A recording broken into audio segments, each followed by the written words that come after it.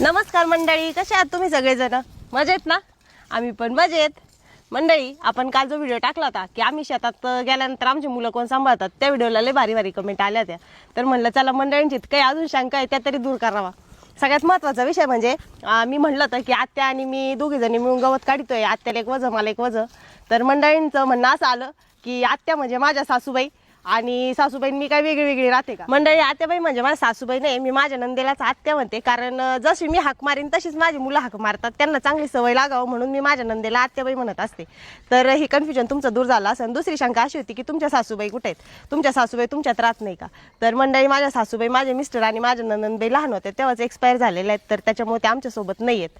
तर ही शंका पण तुमची मिटली असेल. आणि पुढचा विषय असा होता की भरपूर म्हणजे छान कमेंट होत्या सगळ्या की ताई तुम्ही खूप छान शेती करता, तुमचे व्हिडिओ बघून आम्हाला पण छान वाटतं, आम्हाला पण शेती करायची आवड निर्माण होती, नवीन मुलींना पण तुमच्याकडून काहीतरी प्रेरणा मिळेल. तर नवीन मुलींना तुम्ही काय सांगता? त्या शेतकरी नवरा नको म्हणतात, शेतकरी नवरा करायलाच नाही म्हणतात. तर मंडळी, मी एवढं सांगेन का ही जी मानसिकता आहे की शेतकरी नवरा नको, ही त्यांच्या डोक्यामध्ये आईवडिलांनी भरवलेली. सगळ्यात आधी आपल्याला आपली मानसिकता बदलणं गरजेचं आहे. कारण मी म्हणजे बहुतेक ठिकाणी आता सूर्यक जुळताना बघते तर त्यांच्या अटी असतात. एकतर नवरदेवाला शेती पण पाहिजे असते आणि नोकरी पण पाहिजे असती. ज्या नवरदेवाकडे चांगली नोकरी आहे त्यांचं लग्न जमत नाही, कारण त्यांच्याकडे शेती नाही आहे.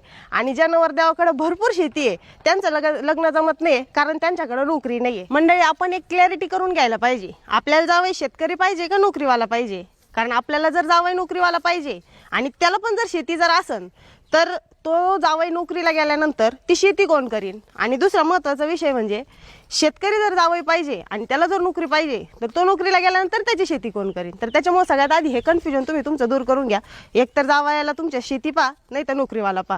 दोन्हीतून एकच जर असलं तर त्याचा संसार पण सुखाचा होईल आणि दोघांमध्ये भांडण पण होणार नाही. कारण विषय असा आहे, घरी जर दोघं पण जर नवरा बायको जर नोकरीला गेले तर घरची शेती कोणी करायची? आई वडिलांनी तर लहानचं मोठं करायला त्यांना शेतीतच काबड कष्ट करायचे आणि पोरं नोकरीला लावायसाठीच त्यांनी एवढं सगळं केलेलं. आपण ज्यावेळेस मुलगी देतो, शेती पण पाहिजे असती, नोकरी पण पाहिजे असती, तर आपलं एक म्हणजे पोरींचं पण ठरलेलं राहतं का मी शेतात जाणार नाही. बाई, तू जर शेतात जाणार नाही, दादा तुमची पोरगी जर तुम्हाला शेतकऱ्याला द्यायची आहे, नोकरीवाल्याला द्यायची आहे, शेती असणाऱ्या माणसाला द्यायची, पण पोरगी शेतात जाऊन द्यायची नाही, कसा खेळ जमणार आहे?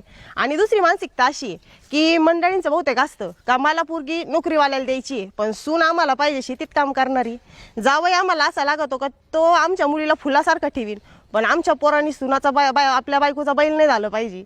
कसा खेळ जमायचा आहे मंडळी, तुमची आदर्श सून कशी पाहिजे हे वळण जर तुम्ही तुमच्या मुलीला लावलं आणि तुम्हाला आदर्श जावई कसा हवाय हे वळण जर तुम्ही तुमच्या मुलाला लावलं ना, तर सगळ्यांच्याच गोष्टी सोप्या होऊन जाणार आहे. कारण तुमची मुलगी पुढे जाऊन कुठंतरी दुसऱ्याच्या घरची सून होणार आहे आणि तुमचा मुलगा दुसऱ्याच्या घरचा जावई होणार आहे.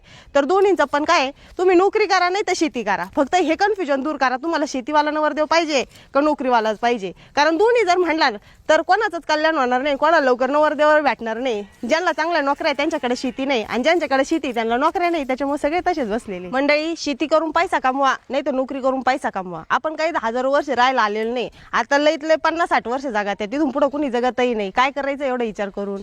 फक्त एवढंच आहे, जे आपल्याकडे आहे ना त्याच्यात समाधान मानायला शिका. जे आपल्याकडे नाहीये त्याच्या पस्तावा करून रडत बसण्यात काही मजा नाही. जे आपल्याकडे आहे ना त्याच्यात आनंद मानायचा, सुखी राहायचं, मस्त जीवन जगायचं. जवळ आहे तर जीवनाचा आनंद घेत राहायचा.